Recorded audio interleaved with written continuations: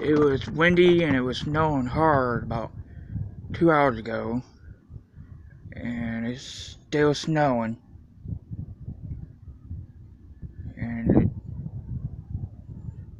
it's messy out here, and yes, definitely messy. But it's white. It's a early white Christmas to me, anyways.